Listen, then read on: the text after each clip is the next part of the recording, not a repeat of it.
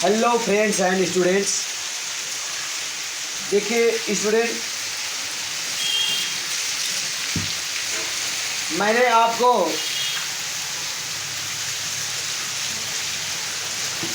Tense, ठीक है, और टेंस के भेद के बारे में मैंने आपको पढ़ाया, ठीक है। तो मैंने आपको बताया टेंस के 3 भेद होते हैं। प्रेजेंट टेंस, मुख्यतः 3 भेद होते हैं टेंस के: प्रेजेंट टेंस, पास्ट टेंस और फ्यूचर टेंस। ठीक, प्रेजेंट के 4 भाग होते हैं, ठीक, पास्ट टेंस के 4 भाग और फ्यूचर टेंस के 4 भाग, ठीक है। और इसके पहचान के बारे में, इसके हेल्पिंग वर्ब सहायक क्रिया के बारे में, ठीक है। तो इनके प्रत्येक के चार भाग होते हैं और प्रत्येक के पहचान और हेल्पिंग वर्ब के बारे में मैंने आपको समझाया, ठीक है। तो स्टूडेंट, आप क्या करेंगे, प्रत्येक टेंस की सहायक क्रिया को, हेल्पिंग वर्ब को आप लर्न कर लेंगे। अगर आप प्रत्येक टेंस की सहायक क्रिया, हेल्पिंग वर्ब को आप लर्न करेंगे, सहायक क्रिया को आप लर्न कर लेंगे, तब आपको डायरेक्ट और इनडायरेक्ट समझ में आएगा। तो हम यहाँ आज डायरेक्ट और इनडायरेक्ट आपको पढ़ाएंगे, लेकिन स्टूडेंट आपको प्रत्येक टेंस की सहायक क्रिया याद होना चाहिए। मैंने आपको इसी विषय में अच्छी तरह मैंने आपको समझाया। अब देखिए, याद आपको करना है, तो आप जब प्रत्येक टेंस की सहायक क्रिया याद कर लेंगे तो आप अच्छी तरह से इसको समझ पाएंगे। और आप इसके पूर्व के वीडियो जो मैंने बनाए हैं, ठीक है, उन वीडियो को आप ध्यानपूर्वक देखिए, ठीक है, और ट्रांसलेट करना सीखिए और प्रत्येक टेंस की सहायक क्रिया और पहचान को आप लर्न करिए।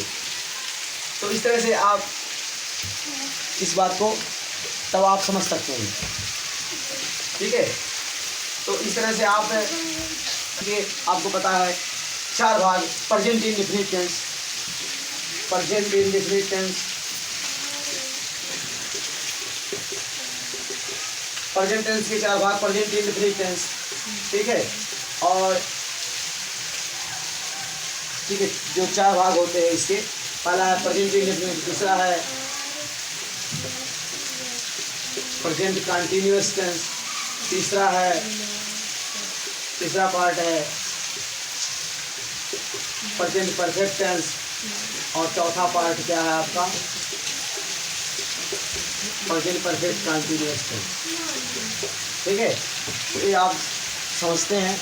इस तरह से प्रत्येक के 4 भाग होते हैं। प्रत्येक टेंस की सहायक क्रिया को आपको लर्न करना होगा। आप प्रेजेंट इंडेफिनिट टेंस की सहायक क्रिया आप जानते हैं, डू डज, ठीक है, ये आप जानते ही हैं, ठीक है। इसको आप लर्न कर लेंगे सब, इन सभी सहायक क्रियाओं को, ठीक है।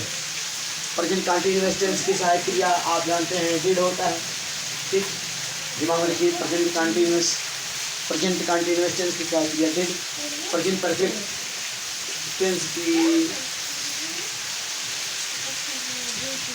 No it is wrong student. Present continuous tense की सहायक क्रिया आपको बताया मैंने, इज मैंने बताया। प्रेजेंट परफेक्ट टेंस की सहायक क्रिया मैंने बताया, है जो है मैंने बताया। और प्रेजेंट परफेक्ट कंटिन्यूअस टेंस की सहायक क्रिया हैज बीन और हैज बीन। तो इस तरह से प्रेजेंट टेंस के 4 भाग, ठीक, आप समझ चुके हैं। प्रत्येक टेंस की सहायक क्रिया आपको याद होना चाहिए। ठीक इसी प्रकार से पास्ट टेंस के 4 भाग, ठीक है, 4 भाग के बारे में आपको बताया गया, ठीक है, उनकी सहायक क्रिया आपको याद होना चाहिए। फ्यूचर परफेक्ट टेंस के 4 भाग, ठीक है, फ्यूचर परफेक्ट टेंस के इसी प्रकार से 4 भाग होंगे, उनकी सहायक क्रिया आपको याद होनी चाहिए। जब सहायक क्रिया आपको याद रहेगी, हेल्पिंग वर्ब आपको याद रहेगा, तब आप डायरेक्ट और इनडायरेक्ट को समझ सकेंगे। तो इस तरह से मैं उम्मीद करता हूँ कि आप लोगों को कुछ ना कुछ सहायक क्रिया जितने भी टेंस है, 12 टेंस है, उसमें से जो है अगर सभी टेंसों की सहायक क्रिया आपको नहीं याद होगी तो कुछ टेंसों की सहायक क्रिया अवश्य याद होगी, ठीक है, और आप सहायक क्रिया याद कर लेंगे। देखिए स्टूडेंट, अब यहाँ पर हम डायरेक्ट और इनडायरेक्ट के बारे में आपको समझाएंगे। देखिए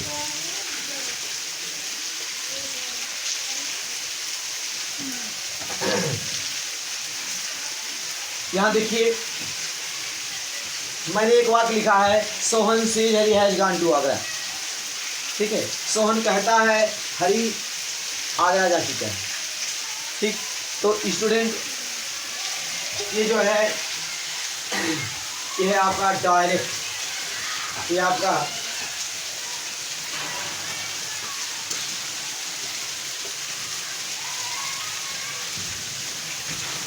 डायरेक्ट है।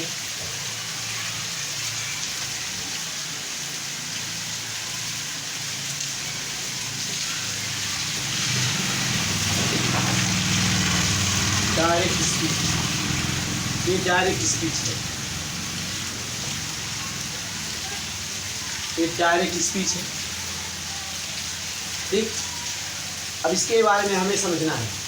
ठीक है, तो डायरेक्ट स्पीच क्या होता है? ठीक, जब किसी की कही गई बात को हम ज्यों का त्यों कह देते हैं, उसमें हम जरा भी फेरबदल, उसमें जरा भी परिवर्तन नहीं करते।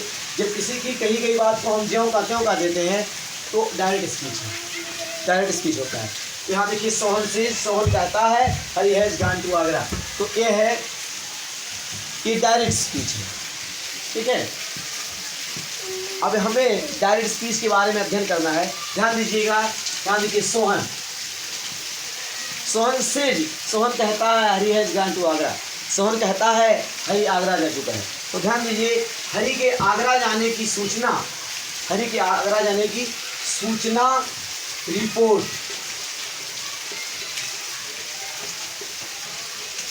हरी के आगरा जाने की रिपोर्ट सूचना, ठीक है, कौन देता है?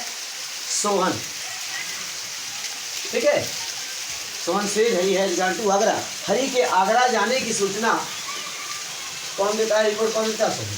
ठीक, ठीक है, तो यहाँ पे सोहन क्या हो गया? सोहन को रिपोर्टर, सोहन को रिपोर्टर कहेंगे, सोहन को रिपोर्ट। स्टूडेंट्स, तो हम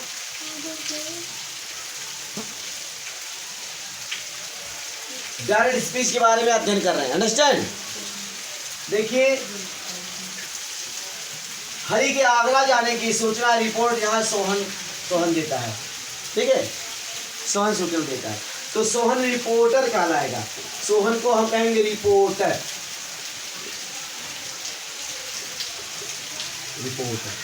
रिपोर्टर कहेंगे।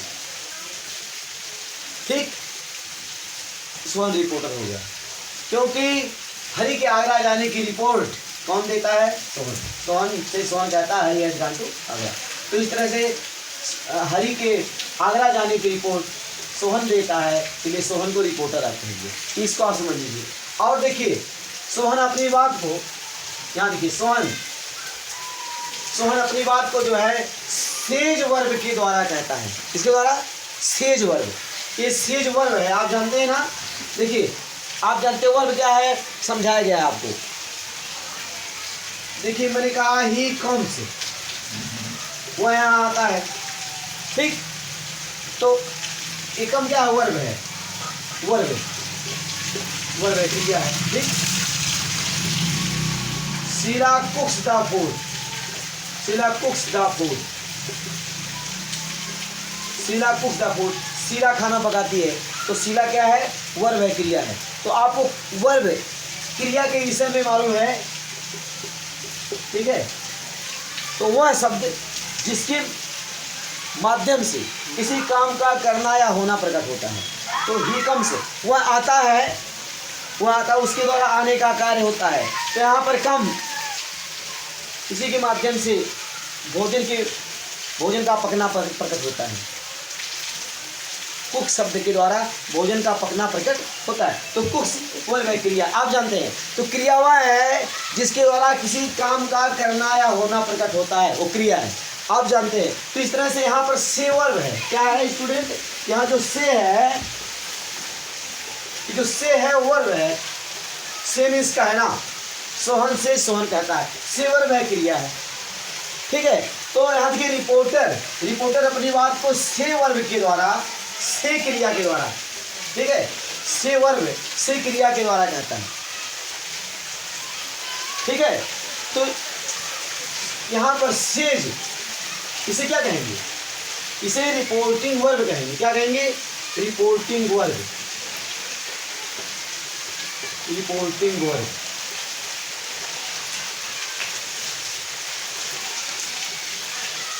रिपोर्टिंग वर्ब,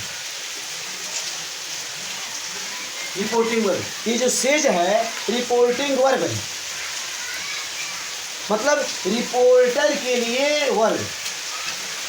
तो रिपोर्टर के लिए जिस वर्ब का प्रयोग किया गया इसे रिपोर्टिंग वर्ब कहेंगे, ये रिपोर्टिंग वर्ब है।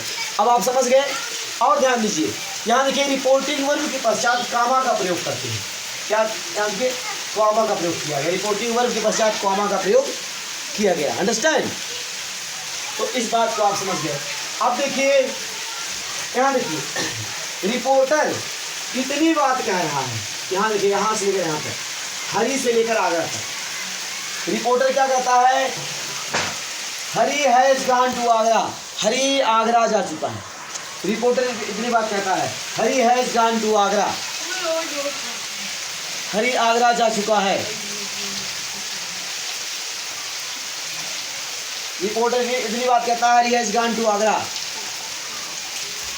तो रिपोर्टर के द्वारा कहा गया कथन, रिपोर्टर के द्वारा कहा गया स्टेटमेंट, ठीक है। रिपोर्टर इतनी बात कह रहा है, रिपोर्टर के द्वारा कहा गया स्टेटमेंट, रिपोर्टर द्वारा कहा गया कथन, ठीक है, इसे रिपोर्टेड स्पीच कहते हैं आप। यह reported speech, reported speech, it is reported speech, इसे रिपोर्टेड स्पीच कहेंगे, मतलब रिपोर्टर के द्वारा कहा गया कथन। हेलो, रिपोर्टर के द्वारा कहा गया स्टेटमेंट, कहा गया कथन रिपोर्टेड स्पीच कहलाता है, ठीक है। और रिपोर्टेड स्पीच को हम इन्वर्टेड कॉमा के अंदर बंद रखें, देखिए ऐसे ऐसे कर दें, इधर से कॉमा ऐसे यहाँ लगाए, कॉमा ऐसे कॉमा लगाए, ये सिंगल इन्वर्टेड कॉमा है। और इस तरह से क्या हो गया, डबल इन्वर्टेड कॉमा, ठीक है। और इसे क्या करते हैं, इन्वर्टेड कॉमा के अंदर बंद रखते हैं, ये डबल इन्वर्टेड कॉमा। और रिपोर्टेड स्पीच को हम इन्वर्टेड कॉमा के अंदर रखते हैं, इन्वर्टेड कॉमा के अंदर रखते हैं, ध्यान दीजिए, ठीक, समझ गए बात। और रिपोर्टेड स्पीच के प्रथम शब्द का, देखिए प्रथम शब्द हरी है, ठीक है, प्रथम शब्द क्या है, हरी है। रिपोर्टेड स्पीच के प्रथम शब्द का पहला अक्षर अंग्रेजी के कैपिटल लेटर से लिखा जाता है, अंडरस्टैंड। तो इस तरह से आप समझ सकते हैं। तो स्टूडेंट्स एंड फ्रेंड्स, आप समझ चुके रिपोर्टर क्या है, रिपोर्टिंग वर्ब क्या है, रिपोर्टेड स्पीच क्या है, समझ गए। तो यहाँ सोहन रिपोर्टर है, ये सेज जो है रिपोर्टिंग वर्ब है, और ये जो इन्वर्टेड कॉमा के अंदर बंद है ये रिपोर्टेड स्पीच है। रिपोर्टेड स्पीच को, ठीक है, इन्वर्टेड कॉमा के अंदर बंद रखते हैं और इसके प्रथम शब्द का पहला अक्षर अंग्रेजी के कैपिटल लेटर से लिखते हैं। इस तरह से आप समझ गए। तो आप समझ गए हैं। अब यहाँ स्कूल भी गिन लीजिए, यहाँ लिखिए, लिख दे रहे थोड़ा आपके समझने के लिए और बढ़िया से हटिए। क्या लिख रहे हैं, रिपोर्टर, यहाँ हेडिंग डाल के लिख दे रहे हैं रिपोर्टर। रिपोर्टर क्या है, ठीक है, ये सूचना देने वाला, ठीक है, अपनी बात कहने वाला है, सूचना देने वाला ये रिपोर्टर कहलाता है, ठीक है। लिखेंगे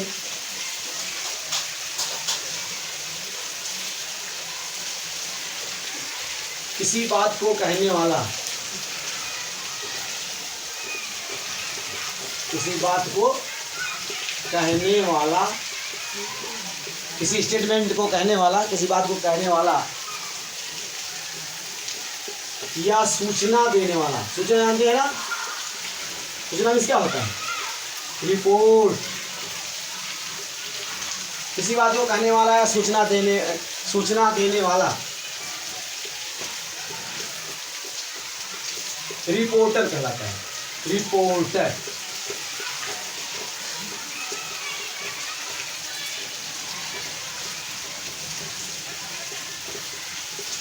ये आप समझ गए। उसके बाद देखिए मैंने क्या बताया, रिपोर्टिंग वर्ब कहा मैंने बताया रिपोर्टिंग वर्ब।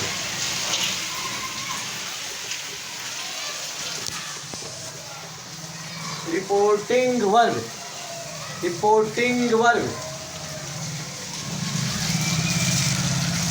देखिए रिपोर्टर अपनी बात को जिस वर्ब के माध्यम से, जिस वर्ब के द्वारा कहता है उसे हम रिपोर्टिंग वर्ब कहते हैं। देखिए यहाँ सीज, देखिए इसी वर्ब के द्वारा अपनी बात कहता है। अगर यहाँ देखिए सीज वर्ब ना रहे, अब पढ़ेंगे सोहन, पढ़िए सोहन हरी है गान द्वारा, बताइए क्या कहने का काम हो रहा है? नहीं, स्पष्ट सेज वर्ब के द्वारा ही कहने का काम हो रहा है, इसी के माध्यम से कहने का काम हो रहा है। ठीक, तो रिपोर्टर अपनी बात को जिस वर्ब से कहता है, जिस वर्ब के द्वारा कहता है, उस वर्ब को रिपोर्टिंग वर्ब कहते हैं। तो यहाँ लिखेंगे रिपोर्टर अपनी बात को, रिपोर्टर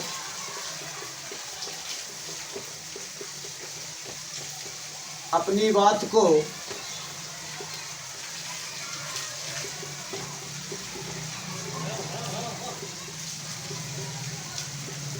जिस वर्ग के द्वारा,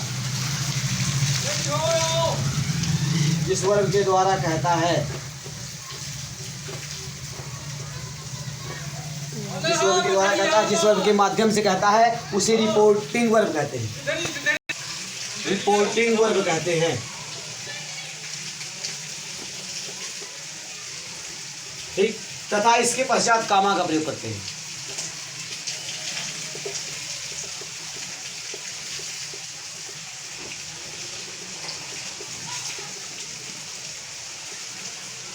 कॉमा, कॉमा आपको पता है ऐसे होता है, उसके पश्चात कॉमा का प्रयोग करते हैं।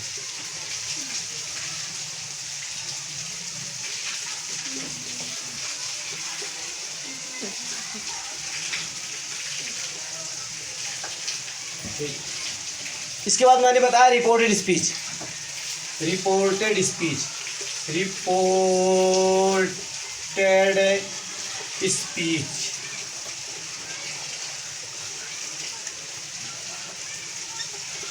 देखिए इसको आप समझ सकते हैं, REPORTED, रिपोर्टेड स्पीच।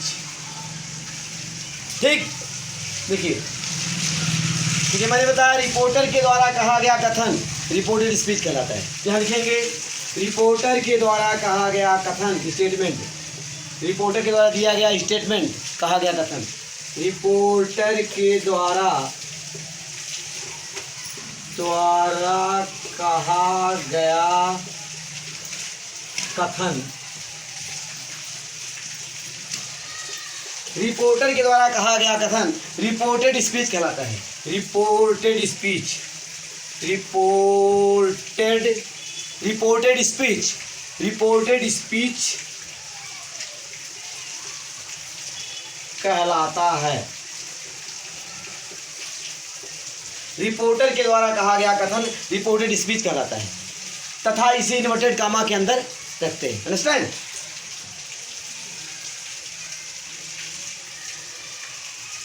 इसे इन्वर्टेड कामा के अंदर रखते हैं, इसे इन्वर्टेड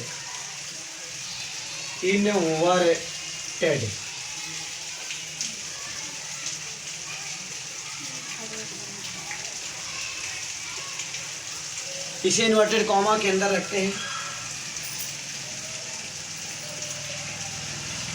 इन्वर्टेड कॉमा, देखिए इन्वर्टेड कॉमा ये है, इसे इन्वर्टेड कॉमा के अंदर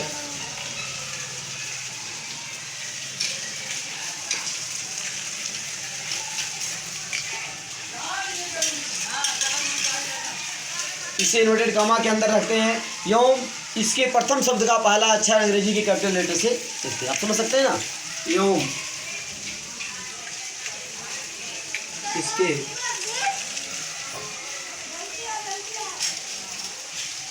प्रथम शब्द,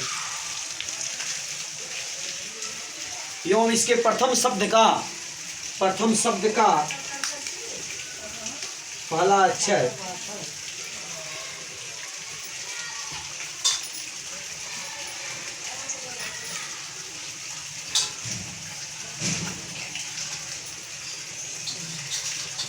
कैपिटल लेटर से लिखते हैं, कैपिटल।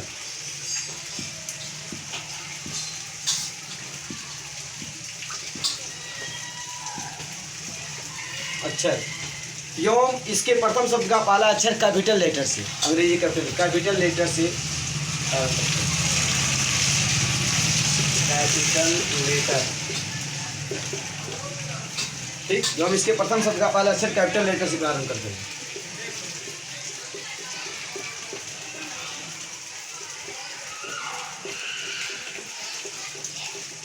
इस प्रकार आप समझ सकते हैं। तो स्टूडेंट, जो मैंने समझाया उसी बात को मैंने यहाँ राइट कर दिया, ठीक। इसको आप क्या कर सकते हैं, नोट कर सकते हैं, ठीक है। और अब इस तरह से आप समझ सकते हैं, ठीक है। अब स्टूडेंट, हम आज की पढ़ाई समाप्त करते हैं।